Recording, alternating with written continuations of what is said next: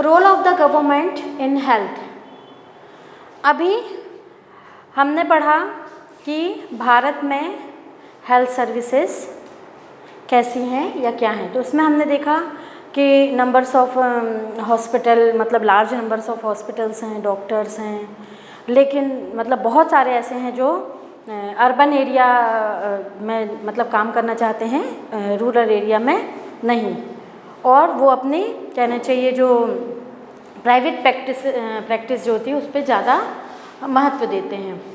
तो जो कहना चाहिए हमारी जो गवर्नमेंट है जो हेल्थ सर्विसेज देना चाह रही, तो वो उतने अच्छे तरीके से मतलब उसको सफलता नहीं मिल रही। इसको हम एक स्टोरी से भी रिलेट करेंगे जो आपकी बुक में दी है, स्टोरी ऑफ हाकिम शेख। हाकिम शेख की मैं आपको स्टोरी बता रही हूँ जिससे आपको ये चीज़ें और भी क्लियर हो जाएंगी कि हमारी गवर्नमेंट जो सर्विसेज देती हैं पब्लिक को, तो वो मतलब पब्लिक को मिलती तो हैं, लेकिन हर व्यक्ति को मिल जाएं ये भी संभव कभी कभी नहीं हो पाता, कि मतलब जितनी गवर्नमेंट सर्विसेज प्रोवाइड कराना चाहती है उतनी पूरी व्यक्ति को नहीं मिल पाती हैं कभी कभी। तो ये स्टोरी हम देखते हैं हाकिम शेख की।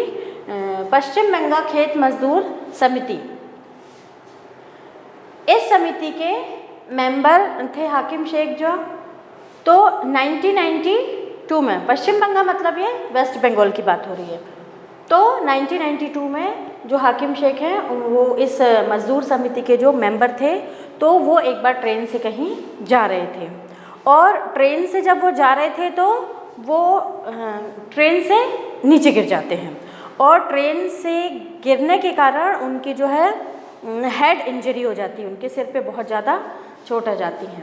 तब जब वो उनका एक्सीडेंट हो जाता है और बहुत मतलब बड़ा एक्सीडेंट हो जाता है, तो उनको गवर्नमेंट हॉस्पिटल, कलकत्ता के गवर्नमेंट हॉस्पिटल में ले जाया जाता है ताकि वहाँ पे उनका इलाज कराया जा सके। लेकिन जब उनको गवर्नमेंट, जो कि पब्लिक के लिए गवर्नमेंट हॉस्पिटल होते हैं, वहाँ पे कलकत्ता के हॉस्पिटल में उनको जब ले जाया जाता है तो वहाँ पे उनको एडमिट नहीं किया जाता और उनको रिफ्यूज़ कर दिया जाता है वहाँ पे भर्ती करने से, और बोला जाता है कि हमारे यहाँ पे भी स्पेयर में बेड नहीं है, मतलब और किसी पेशेंट को हम भर्ती नहीं कर सकते, अभी बेड खाली नहीं, और उनको वहाँ से रिफ्यूज़ कर दिया जाता है। फिर हाकिम शेख जो है वो किसी कहना चाहिए दूसरे हॉस्पिटल में उनको ले जाया जाता है, तो दूसरे गवर्नमेंट हॉस्पिटल में भी उनको रिफ्यूज़ कर दिया जाता है। ये बोला जाता है कि ये हेड इंजरी है इनको और सिर पे बहुत अधिक चोटें आई हैं, तो इसके लिए कोई स्पेशल डॉक्टर जो है वो ट्रीट करेंगे, और हमारे यहाँ पे स्पेशलाइज्ड जो है डॉक्टर नहीं है, तो वो वैसे उनको कहना चाहिए उनका इलाज नहीं संभव नहीं हो पाएगा, तो वहाँ से भी उनको रिफ्यूज़ कर दिया जाता है, वहाँ पे भी उनको एडमिट नहीं किया जाता। इस तरीके से हाकिम शेख जो है वो एक गवर्नमेंट हॉस्पिटल से दूसरे, दूसरे से तीसरे, तीसरे से चौथे, चौथे से पाँचवें, मतलब लगातार वो कम से कम कितने 8 हॉस्पिटल वो जाते हैं, और 8 हॉस्पिटल में उनको एडमिट करने से मना कर दिया जाता है। 14 घंटे जो है उनका वो अपनी इस क्रिटिकल कंडीशन में रहते हैं, और फाइनली फिर वो पहुंचते हैं प्राइवेट हॉस्पिटल में, और प्राइवेट हॉस्पिटल में वहाँ पे उनको एडमिट किया जाता है, और वहाँ पे जो है उनके इलाज के, उनके ट्रीटमेंट का प्रोसेस शुरू होता है।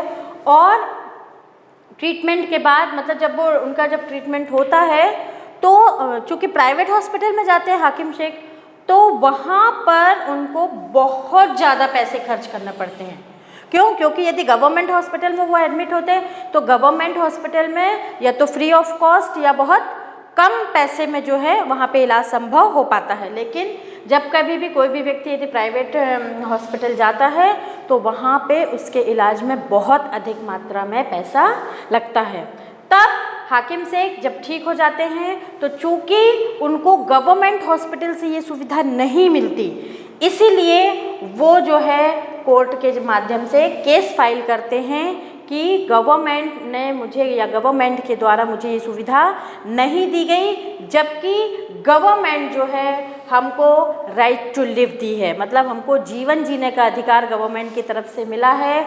और मैंने आपको पहले भी बताया था कि जो हमारी फंडामेंटल नीड्स जो होती हैं, रोटी, कपड़ा, मकान, शिक्षा और स्वास्थ्य, तो इन सब की जो जिम्मेदारी होती है वो गवर्नमेंट की होती है कि सरकार जो है हमको वो सर्विस प्रदान करे जिससे हम हमारे खाने की, कपड़े की, हाउसिंग की, हमारे एजुकेशन की और हमारी जो हॉस्पिटल वाली जो सुविधाएं हैं, मेडिकल जो सुविधाएं हैं, वो हमको गवर्नमेंट की रिस्पॉन्सिबिलिटी होती है कि वो सारी सर्विसेज जो है गवर्नमेंट हमको प्रोवाइड कराए। लेकिन यहाँ पर वो 1 नहीं 2 नहीं बल्कि 8 हॉस्पिटल में जाते हैं और किसी भी गवर्नमेंट हॉस्पिटल में उनको एडमिट नहीं किया जाता और अंत में उनको अपने जीवन को बचाने के लिए प्राइवेट हॉस्पिटल जाना पड़ता है और वहाँ पर ज़्यादा से ज़्यादा उनको पैसा खर्च हो जाता है।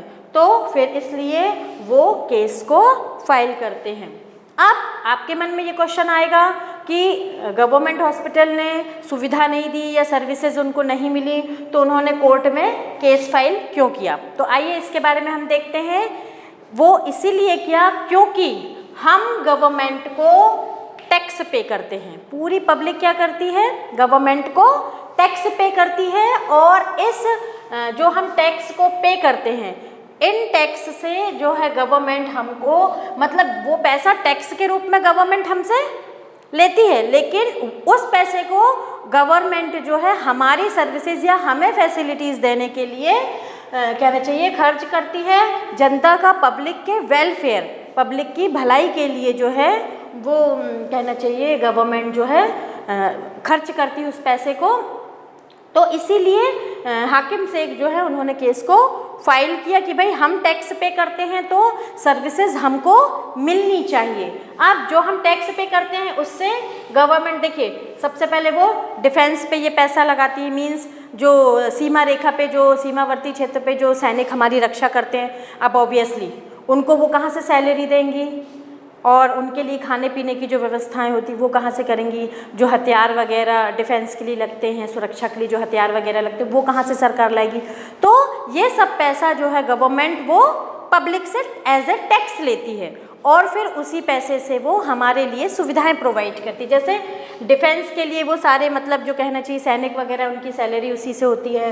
प्लस पुलिस जो हमारे यहाँ कहना चाहिए नियम और व्यवस्थाएं बनाने के लिए काम करती हैं तो उनको भी सैलरी वगैरह जो है उसकी व्यवस्था करती है। उसके बाद जो हाईवेज़, जो रोड वगैरह जो बनते हैं जिनका हम उपयोग करते हैं, तो ये रोड वगैरह कैसे बनते हैं? सरकार उसी पैसे को हमारी भलाई के लिए खर्च करती है, हमारे एजुकेशन के लिए, फिर जुडिशियल सिस्टम जो है उसके लिए, हमारे हेल्थ केयर सर्विसेज के लिए, मतलब हमारे लिए हॉस्पिटल्स बनाना और हॉस्पिटल्स में भी स्पेशल यूनिट वगैरह जो होती हैं वो, और फिर वहाँ पे डॉक्टर्स को अपॉइंट करना, नर्सेज अपॉइंट करना, और भी जो प्रोफेशनल्स होते हैं, जो कहना चाहिए प्रयोगशालाएं वगैरह जहाँ पे टेस्ट वगैरह होते हैं, जो मशीनें वगैरह जो होती हैं, उन सारी कहना चाहिए सर्विसेज की व्यवस्था गवर्नमेंट करती है। और उन व्यवस्थाओं के लिए गवर्नमेंट को पैसा कहाँ से मिलता है?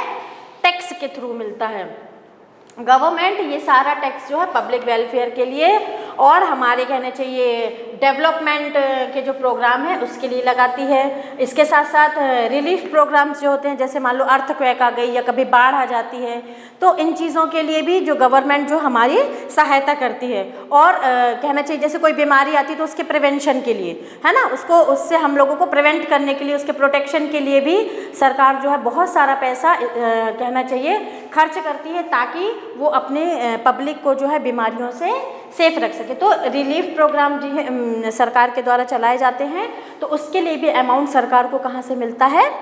टैक्स से मिलता है। इसके बाद सरकार जो है वो पार्क, ब्रिजेस वगैरह जो हैं वो भी बनवाती है। सोशल वेलफेयर के जो काम होते हैं वो भी सरकार के द्वारा इन्हीं टैक्स से के पैसे से किए जाते हैं। तो हम, अब आपको ये समझ में आ गया होगा कि जो हम टैक्स देते हैं वो टैक्स जो है हम सरकार को देते हैं और सरकार उसी टैक्स के पैसे को, मतलब हमारी फैसिलिटीज़ या हमें सर्विसेज प्रोवाइड कराने के लिए खर्च करती है। और हाकिम शेख जो हैं उन्होंने कोर्ट में केस जो है केवल इसीलिए फाइल किया था कि हम टैक्स देते हैं, तो जब हम टैक्स देते हैं और सरकार हमारे लिए सुविधाएं रख रही, तो आखिर मुझे वो सुविधा क्यों नहीं मिली। तब कहना चाहिए कोर्ट जो है इसमें फैसला भी दे देती है बाद में कोर्ट जो है, और कोर्ट का ये फैसला आता है कि जो स्टेट गवर्नमेंट है, क्यों? क्योंकि पब्लिक की सेफ्टी की सारी रिस्पॉन्सिबिलिटी गवर्नमेंट की होती है। पब्लिक को सर्विसेज प्रोवाइड कराने की रिस्पॉन्सिबिलिटी किसकी होती है? गवर्नमेंट की होती है। तो कोर्ट ने स्टेट गवर्नमेंट को ये ऑर्डर दिया, ये आदेश दिया कि जितना भी पैसा जो है हाकिम शेख को प्राइवेट अस्पताल में अपने ट्रीटमेंट के लिए लगा है, उस पैसे को उनको वापस लौटाना होगा। आगे हम अपने वीडियो में देखेंगे पब्लिक हेल्थ सर्विसेज के बारे में कि पब्लिक हेल्थ सर्विसेज क्या होते हैं। इसके पहले इंट्रोडक्शन वीडियो जब हमने देखा था तो उसमें हमने क्या देखा था, मैंने आपको बताया था 2 हेल्थ सर्विसेज के बारे में, एक पब्लिक हेल्थ सर्विस और दूसरी थी प्राइवेट हेल्थ सर्विस। तो उन दोनों के बारे में एक एक करके मैं आपको बताऊंगी। तो सबसे पहले हम देखेंगे कि पब्लिक हेल्थ सर्विसेज क्या होते हैं। तो सबसे पहले chain of health centres and hospitals run by the government, कि पब्लिक हेल्थ सर्विसेज वो होती हैं या वो हेल्थ सेंटर और हॉस्पिटल्स जो गवर्नमेंट के द्वारा रन किए जाते हैं, मतलब जिनको गवर्नमेंट के द्वारा चलाया जाता है, वो हेल्थ सेंटर और हॉस्पिटल्स पब्लिक हेल्थ सर्विसेज के अंतर्गत आते हैं। वहाँ पर they provide treatment to common illness and special services, वो सर्विसेज देते हैं, मतलब जो भी व्यक्ति कॉमन, यदि उनको इलनेस है, कोई बीमारी है यदि कॉमन, तो वो उसको वहाँ पे उनका इलाज करते हैं, उनको ट्रीटमेंट देते हैं। और यदि कोई उनको गंभीर बीमारी भी है तो गवर्नमेंट हॉस्पिटल में जो स्पेशल यूनिट बनाई जाती हैं वहाँ पे उनको उससे स्पेशल सर्विस भी वहाँ पे उनको दी जाती है। इसके अलावा पब्लिक हेल्थ सर्विसेज में रूरल एरिया में PHC होते हैं। PHC मतलब होता है प्राइमरी हेल्थ सेंटर। तो ये होते हैं जो कहना चाहिए वहाँ पे ग्रामीण लोगों के या गाँव में रहने वाले लोगों को स्वास्थ्य सेवाएं मुहैया कराते हैं, स्वास्थ्य सेवाओं को पहुँचाते हैं। और डिस्ट्रिक्ट लेवल पे जो है डिस्ट्रिक्ट हॉस्पिटल होते हैं जहाँ पे लोगों का ट्रीटमेंट किया जाता है, लोगों को सर्विसेज दी जाती हैं, सारी फैसिलिटीज़ वहाँ पे उनको प्रोवाइड की जाती हैं। और जो डिस्ट्रिक्ट हॉस्पिटल हैं वो PHC जो होती हैं प्राइमरी हेल्थ सेंटर्स, उनको सपोर्ट करते हैं कि वो गांव में जो है लोगों को जो भी छोटी मोटी जो बीमारी होती हैं वो उनको वहाँ पे उसका ट्रीटमेंट दे सकें। अब ये जो सारी फैसिलिटीज़ गवर्नमेंट के द्वारा दी जा रही हैं, इनको मतलब पब्लिक फैसिलिटीज़ क्यों कहा जाता है? इसलिए कहा जाता है क्योंकि the services are for all citizens, क्योंकि ये जो गवर्नमेंट के द्वारा जो हमको फैसिलिटी दी जाती हैं ये सभी लोगों के लिए होती हैं। मतलब इसका जो फ़ायदा होता है वो पर्टिकुलर किसी एक वर्ग विशेष को नहीं होता या एक पर्टिकुलर एक रिलीजन को नहीं होता। भारत में रहने वाले सभी सिटीजन्स को इसकी जो ये सर्विसेज हैं, जो फैसिलिटीज़ हैं, उसका प्रॉफिट मिलता है।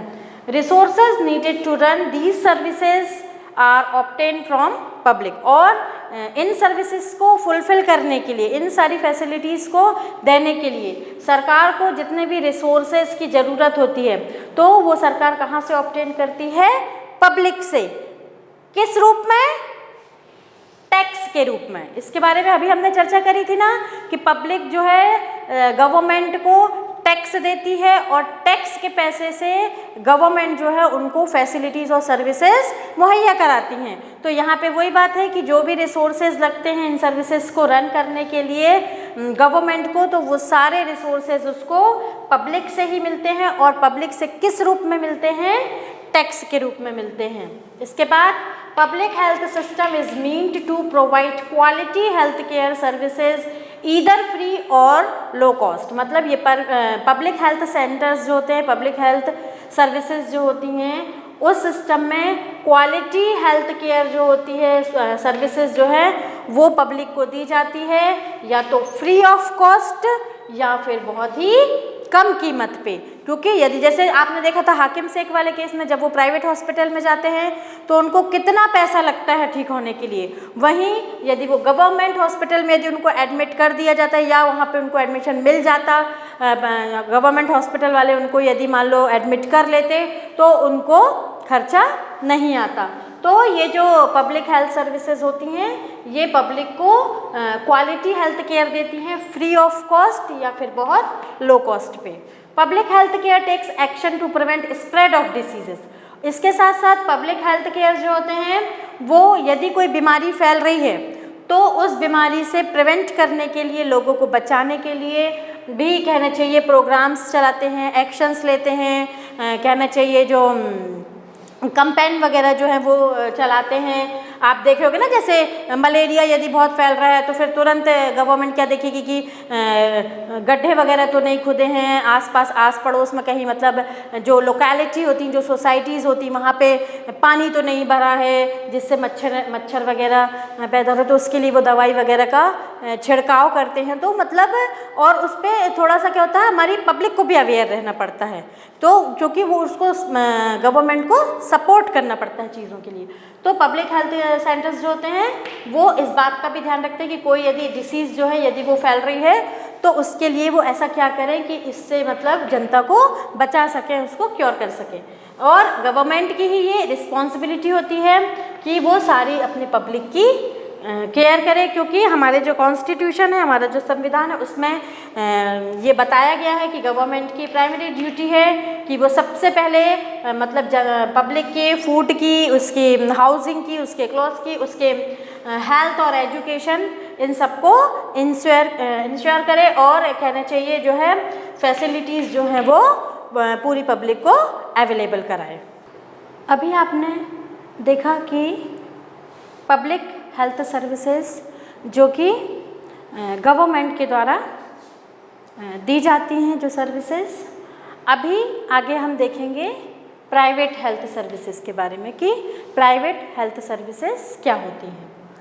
तो health care centres and facilities owned and operated by doctors privately, मतलब वो हेल्थ फैसिलिटीज़ जो डॉक्टर्स जो होते हैं वो खुद ओन, मतलब होता है खुद से, खुद का अपना हॉस्पिटल या अपना क्लिनिक डाल के यदि वो कहना चाहिए लोगों का ट्रीटमेंट करते हैं तो वो प्राइवेट हेल्थ सर्विसेज के अंतर्गत आते हैं। In rural areas there are registered medical practitioners, मतलब जो गांव में है वहाँ पे भी आपने देखा होगा कि जो रजिस्टर्ड मेडिकल प्रैक्टिशनर्स होते हैं, जो डॉक्टर, वो अपनी खुद की क्लिनिक डालते हैं और वहाँ पे लोगों का इलाज करते हैं, लेकिन उस इलाज के लिए, उस ट्रीटमेंट के लिए वो लोगों से अच्छी खासी फीस वसूल करते हैं। वहीं आपने दूसरी तरफ हमने देखा था ना कि जो पब्लिक हेल्थ सर्विसेज थी वहाँ पे गवर्नमेंट जो है, गवर्नमेंट हॉस्पिटल में लोगों का इलाज होता था, लेकिन वो बहुत ही लो कॉस्ट पे या फ्री ऑफ कॉस्ट होता था। लेकिन यहाँ पे उल्टा, यहाँ पे मतलब डॉक्टर सेवा तो दे रहे हैं लेकिन उस सेवा के लिए वो जनता से बहुत सारा पैसा ले रहे हैं। In urban areas there are large number of doctors, laboratories for test facility, बहुत सारी फैसिलिटीज़ जो मिलती है जैसे एक्सरे, अल्ट्रासाउंड। तो ये अर्बन एरियाज़ में हमको बहुत सारे डॉक्टर्स भी मिलेंगे, टेस्टिंग के लिए जो है लेबोरेटरीज़ भी मिलेंगी, बहुत सारी फैसिलिटीज़ जो हमको मतलब अवेलेबल हो जाती हैं शहरों में, जैसे एक्सरे की, किसी का अल्ट्रासाउंड है, तो ये सारी सुविधाएँ जो हैं, ब्लड टेस्ट वगैरह जो है, तो ये सारी सुविधाएँ हमको मिलती ज़रूर हैं, लेकिन इन सारी सुविधाओं के लिए अच्छा खासा पैसा हमसे लिया जाता है। इवन जो ये डॉक्टर्स होते हैं वो तो मतलब समटाइम्स तो वो ऐसा करते हैं कि जैसे जो भी वो इलाज कर रहे हैं तो हो सकता है कि कभी मतलब बहुत ज़्यादा जैसे सलाइन की ज़रूरत ना हो या इंजेक्शन की ज़रूरत ना हो, एक ही इंजेक्शन की ज़रूरत हो तो पता चला वो डबल भी कर देते हैं उसको। तो मतलब जो है प्राइवेट जो हॉस्पिटल जो खुद ऑपरेट होते हैं तो वहाँ पे पब्लिक से उनको जो फैसिलिटीज़ दी जाती हैं उसका अच्छा खासा पैसा ले लिया जाता है। जो मेडिसिन्स वगैरह होती हैं वो भी बहुत ज़्यादा, उसकी भी कीमत उनसे वसूली जाती है। पब्लिक हेल्थ सर्विसेज जो होती हैं वो ये सारी चीज़ें जो हमको फ्री या लो कॉस्ट पे प्रोवाइड कराती हैं। वहीं प्राइवेट हॉस्पिटल जो होते हैं इन सारी सुविधाओं के लिए हमसे लॉट्स ऑफ मनी लेते हैं। लेकिन हम ये देखेंगे कि आज जो है प्राइवेट हेल्थ सर्विसेज लगातार हमारे देश में बढ़ रही हैं, इनका रेशियो बढ़ रहा है। ज़्यादा प्राइवेट हॉस्पिटल हमको नज़र आते हैं, ज़्यादा प्राइवेट क्लिनिक्स हमको नज़र आते हैं। तो उसका रीज़न क्या है? उसका रीज़न ये है कि जो पब्लिक हेल्थ सेंटर्स हैं वो उतनी अच्छी सर्विसेज पब्लिक को प्रोवाइड नहीं करा पा रहे हैं। कॉस्ट में कम है हम मानते हैं, लेकिन उतनी अच्छी फैसिलिटीज़ जब पब्लिक को नहीं मिल रही हैं तो वे प्राइवेट हॉस्पिटल्स की तरफ मतलब जाने के लिए वो मजबूर हो जाते हैं। जैसे अपन ने देखा था ना हाकिम शेख वाले केस में। अब हाकिम शेख जब जाते हैं गवर्नमेंट हॉस्पिटल में एडमिट होने के लिए, तो 1 नहीं 2 नहीं बल्कि 8 हॉस्पिटल में उनको रिफ्यूज़ कर दिया जाता है। ये बोल दिया जाता है कि कहीं बेड नहीं है, तो कहीं पे स्पेशलाइज्ड डॉक्टर नहीं है, तो उनको एडमिट ही नहीं किया गया। तो आखिर में लास्ट में उनको अपने जीवन को बचाने के लिए प्राइवेट हॉस्पिटल में जाना ही पड़ा। तो मतलब कभी ऐसा होता है कि हमको पब्लिक जो हेल्थ सर्विसेज है उसकी हमको सर्विस नहीं मिल पाती, और कभी वो अच्छी सर्विसेज प्रोवाइड नहीं करते। इस वजह से जो है प्राइवेट जो हेल्थ सर्विसेज हैं वो हमारे देश में उनका रेशियो जो है वो लगातार बढ़ता जा रहा है। प्राइवेट हॉस्पिटल ज़्यादा से ज़्यादा संख्या में बढ़ रहे हैं, जो लोगों का इलाज तो करते हैं लेकिन उस कहना चाहिए ट्रीटमेंट के लिए अच्छी खासी वो फीस भी वसूल करते हैं। इसके आगे हम पढ़ेंगे हेल्थ केयर एंड इक्वालिटी के बारे में, कि ये जो हेल्थ सर्विसेज हैं ये क्या सभी मतलब कहना चाहिए सिटीजन्स को, सभी लोगों को प्राप्त हो रही हैं या नहीं हो रही हैं। अवेलेबल टू ऑल मतलब क्या ये सभी लोगों को मिल पा रही हैं या नहीं मिल पा रही, क्योंकि हमने देखा ना कि जैसे हाकिम शेख वाले केस में उसको नहीं मिली गवर्नमेंट फैसिलिटी। तो समटाइम्स ऐसा होता है कि ये हेल्थ केयर जो है वो मतलब अच्छे से कभी नहीं भी मिल पाती। तो लोग जो है उसके लिए फिर प्राइवेट की तरफ जाते हैं, और फिर प्राइवेट में क्या होता है भाई हाई लेवल पे उन पे फीस वसूली जाती है, उसकी जो ट्रीटमेंट की है बहुत ज़्यादा उसकी कॉस्ट होती है, जो मेडिसिन्स होती हैं वो बहुत ज़्यादा फिर एक्सपेंसिव होती हैं। और चूँकि कहना चाहिए हमारे यहाँ जो है वो पुअर लोग जो हैं फिर वो इन चीज़ को एफर्ट नहीं कर पाते। मतलब यदि उनको कहना चाहिए गवर्नमेंट फैसिलिटी नहीं मिल पाई, तो ऐसी स्थिति में जो हमारे यहाँ के जो पुअर पीपल हैं वो लोग जो हैं कहना चाहिए हेल्थ केयर की जो फैसिलिटी है वो प्राइवेट तो नहीं उठा पाते, और यदि उनको ऐसी सिचुएशन आती है तो फिर उनको क्या करना पड़ता है, कहीं ना कहीं से पैसों को उधार लेना पड़ता है, या अपनी कोई कहना चाहिए जवाहरात वगैरह या गहने वगैरह उनको बेचने पड़ते हैं और पैसे की व्यवस्था करनी पड़ती है। तो इस तरीके से गरीब व्यक्ति जो है वो मतलब उसको बहुत ज़्यादा प्रॉब्लम्स हो सकती हैं यदि ये हेल्थ सर्विसेज यदि सभी लोगों को कहना चाहिए इक्वल रूप से यदि सबको प्राप्त नहीं होती तब। और फिर उस गरीबी में वो गरीब व्यक्ति क्या करता है, सीधी बात है कि भाई यदि वो पैसे अपने यदि वो बीमार पड़ जाता है तो सीधी बात है उसको इलाज तो कराना पड़ेगा, और यदि मान लो उसको पब्लिक कहना चाहिए हेल्थ सर्विस नहीं मिली तो वो प्राइवेट में जाएगा, और प्राइवेट में जाएगा तो पैसा बहुत लगेगा। पैसा लगेगा तो हो सकता है वो किसी से उधार ले या कोई चीज़ बेचे। तो इस तरीके से मतलब उसका जो कहना चाहिए अरेंजमेंट जो वो करके रखा या जो सिस्टम बना के रखा वो सारा उसका डामाडोल हो जाएगा।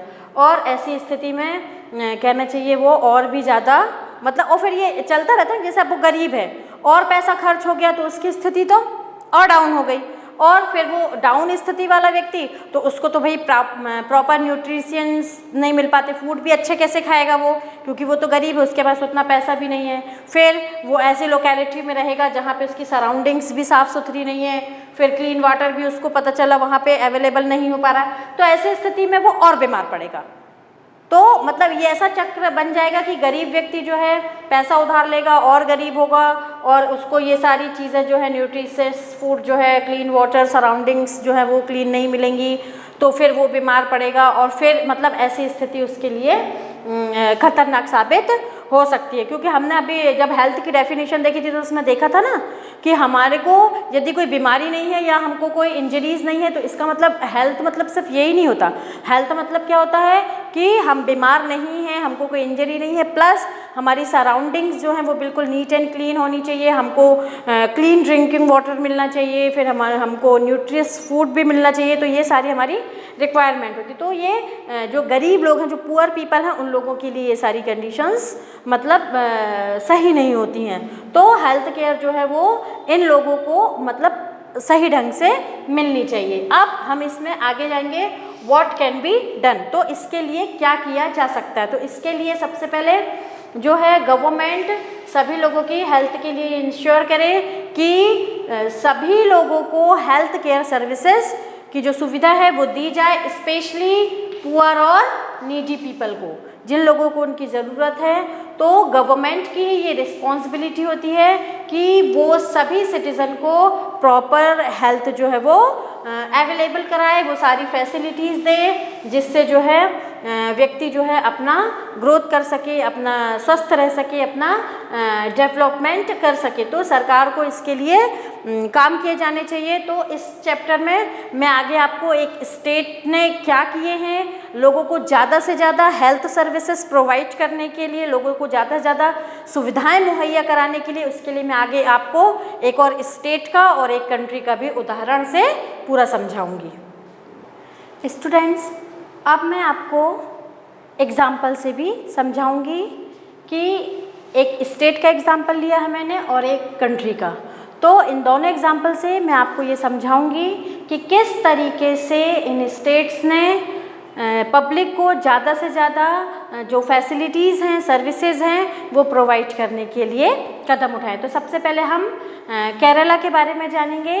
तो केरला की जो गवर्नमेंट है उसने 1996 में एक मेजर चेंज किया था। अब वो क्या था मेजर चेंज, कि उसने जो भी उसका एंटायर बजट, मतलब साल भर का जो भी उसका बजट था, उस स्टेट ने उस बजट का 40% पंचायत को देने का फैसला किया। अब पंचायत क्या होते हैं, आपने 6th क्लास में पढ़ा होगा ना, सेंट्रल गवर्नमेंट, स्टेट गवर्नमेंट और लोकल गवर्नमेंट, 3 प्रकार की आपने गवर्नमेंट के बारे में पढ़ा होगा।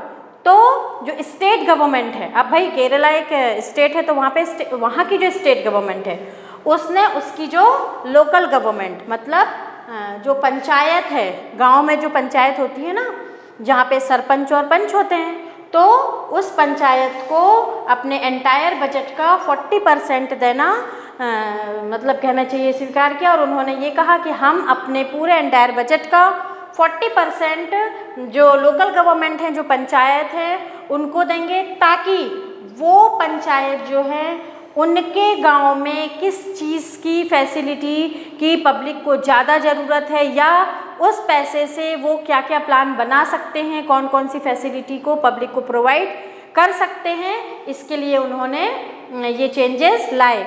तो फिर वहाँ की जो लोकल गवर्नमेंट है उन्होंने उनके जो उनकी लोकेलिटी में सेफ ड्रिंकिंग वाटर के लिए, फूड के लिए, एजुकेशन के लिए, हेल्थ के लिए और वुमेन डेवलपमेंट के लिए, वुमेन एम्पावरमेंट के लिए उन्होंने महिला सशक्तिकरण के लिए काम करे। और इस तरीके से उन्होंने उस पैसे से ज़्यादा पब्लिक को जो है फैसिलिटीज़ जो हैं, सर्विसेज जो हैं वो प्रोवाइड कराएं।